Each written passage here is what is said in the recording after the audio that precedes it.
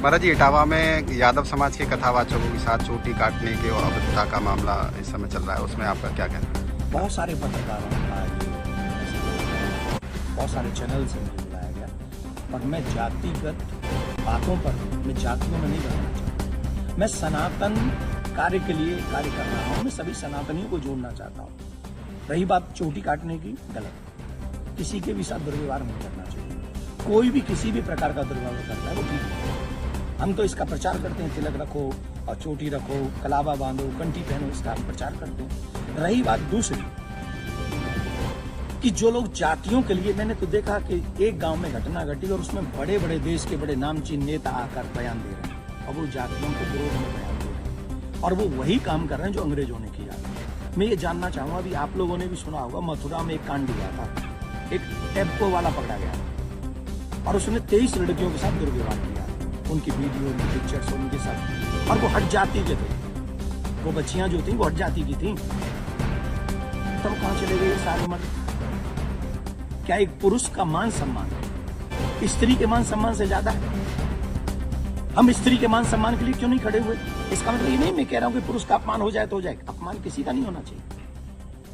जब लोग मूत्र जिहाद करते हैं, लव जिहाद करते हैं, थूक जिहाद करते हैं, तो वो जब थूकते हैं ना भोजन में, तो इसलिए नहीं थूकते कि ब्राह्मण पंडित जी जेल लेंगे।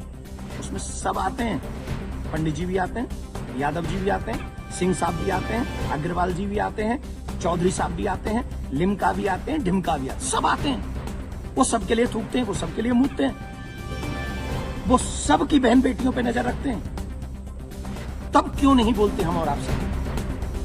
बताइए, मैं जानना चाहता हूं। ये जितने भी लोग आज विवाद कर रहे हैं, ईमानदारी से बताइए, भगवान श्री राम किस लिए आए? वो तो क्षत्रिय थे। भगवान श्री कृष्ण किस लिए आए? वो तो यदुवंशी थे ना। किस लिए आए बताइए मुझे, जरा जवाब दीजिए, जो अपनी अपनी जातियों के जो नेता बने बैठे हैं। मैं जानना चाहता हूं आपसे, जितने भी अवतार तुम्हारे सनातन में जिन पुराणों के अनुसार हुए, जिन पुराणों के अनुसार तुम अपने आप को हिंदू लिखते हो, किसके लिए अवतार हुए थे? धर्म की स्थापना के लिए, और धर्म की स्थापना करना ही हम सबका दायित्व है कि हम इस देश में धर्म की स्थापना करें, ना कि धर्म का खंडन करें। हम सबको चाहिए कि एक साथ रहकर अपने धर्म का सम्मान करें, अपने धर्म को बढ़ाएं, अपने देश को बचाएं। ये हम लोगों की ड्यूटी होनी चाहिए। और जितने भी यदुवंशी सुन रहे हैं ना, my dear listen to me, निश्चित तौर पे मेरा जन्म जो है ब्राह्मण कुल में हुआ है। फिर आपको एक और बात बता दूं, यदुवंशी मेरे पूछिए, भगवान श्री कृष्ण का नामकरण जिन ऋषि ने किया था, गर्गः पुरोहितो राजन यदु नाम सुमहातप, मैं गर्गाचार्य जी का वंशज हूं। क्या मैं आपका बुरा चाहूं? क्या मैं जाटवों का बुरा चाहूं? मैं चौधरियों का बुरा चाहूंगा? मैं बनियाओं का बुरा चाहूंगा? किसी का बुरा नहीं चाहता।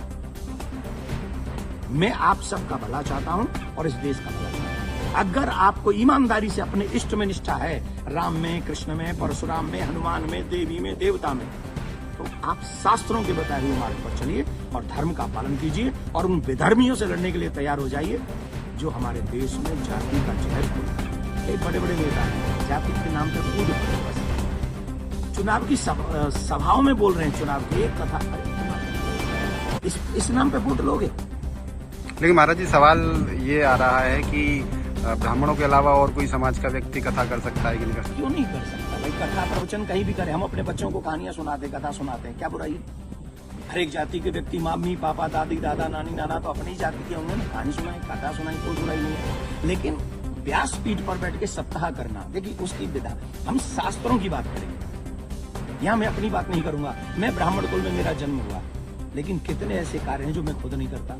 जैसे यज्ञ कराना मैं नहीं करता, क्योंकि उसमें मेरी नॉलेज नहीं।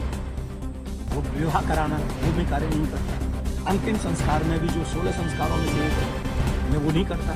जो चीज मेरे हाथ में नहीं है वो मैं नहीं कर सकता, और जो मेरे हाथ में है वो मैं कर सकता हूँ। जब हम भागवत करते हैं, एक अनुष्ठान करते हैं, अनुष्ठान को अनुष्ठान रहने दीजिए। सत्संग, प्रवचन, रामायण इत्यादि हम सब करें, कौन रोकने वाला है? और कितने ऐसे लोग हैं जो ब्राह्मण नहीं, वो भी कथा कर रहे हैं। हमारे यहाँ तो मुस्लिम भी राम कथा करके गए हैं और हमने उनको स्वीकार किया। रसखान को हमने स्वीकार किया, रसखान के पद हम लोग गाते हैं। तो इसमें जाति के चक्कर में, ये जाति बंधन प्रार्थना करता हूँ, आइए हम सब एक हों, सनातन देश और धर्म और आने वाली पीढ़ी को बचाएं। यही हमारा दायित्व है। जय श्री राम। लेकिन महाराज जी एक सवाल और कि उन पे आरोप लग रहा है कि छेड़छाड़ की घटनाएं में शामिल पाई गई। देखिए न तो ये काम नहीं हो सकता है और न काम ये अखिलेश जी का और तेज प्रताप जी का।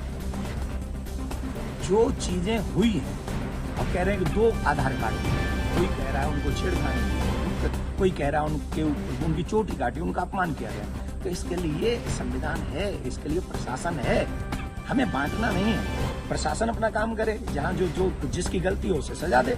पंडित जी की गलती है तो पंडित जी को सजा दे, यादव जी की गलती है तो यादव जी को सजा दे। लेकिन जो बड़े बड़े लोग हैं, जो बड़े बड़े पदों पर बैठे हैं, उन लोगों को जातिवाद फैलाकर समाज को लड़ाना नहीं चाहिए। ये अच्छी बात नहीं है। धन्यवाद।